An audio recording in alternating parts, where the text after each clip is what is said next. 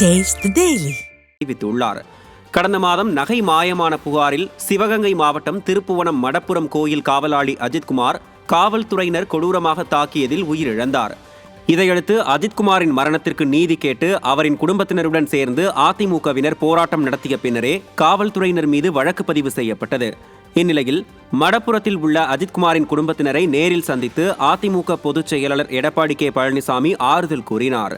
இதையடுத்து செய்தியாளர்களை சந்தித்த கழக பொதுச் செயலாளர் காவல்துறையினருக்கு மிகப்பெரிய அழுத்தம் கொடுக்கப்பட்டதாலேயே இந்த மரணம் நிகழ்ந்துள்ளதாக கூறினார்.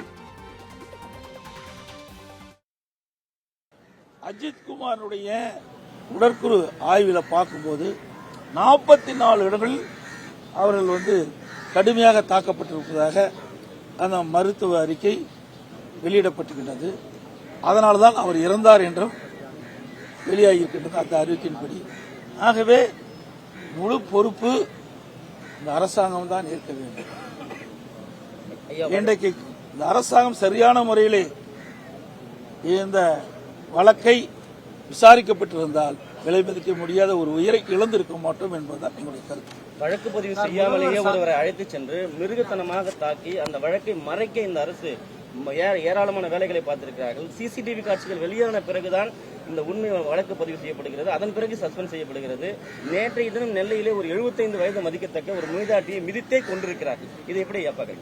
இந்த அரசாங்கம் எப்பொழுது பதவியேற்றதோ அப்பொழுது சட்ட ஒழுங்கு சீர்கெட்டு விட்டது. நான் ஏற்கனவே குறிப்பிட்டேன், சம்பவம் நடைபெற்று விட்டது.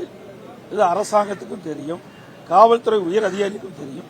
உடனடியாக நடவடிக்கை எடுக்காமல் காலம் தாழ்த்தி இதில் ஒரு நாடகத்தை அரங்கேற்றி இதை இந்த வழக்கை நீத்து போவதற்கான நடவடிக்கை மேற்கொண்ட காரணத்தினால்தான் அனைத்து இந்திய அண்ணா திராவிட முன்னேற்ற கழக எங்களுடைய சட்டமன்ற உறுப்பினர் செந்தில்நாதன் அவர்கள் இந்த போராட்டத்தில் ஈடுபடுத்த செய்து அந்த மறைந்த அஜித்குமார் அவர்களுக்கு நீதி கிடைக்க வேண்டும் என்ற அடிப்படையில் தான் நாங்கள் போராட்டம் நடத்த காரணத்தினால்தான் வேறு வழி இல்லாமல் சிபிஐக்கு இவர்கள் அந்த வழக்கை ஒப்படைத்திருக்கின்றனர்.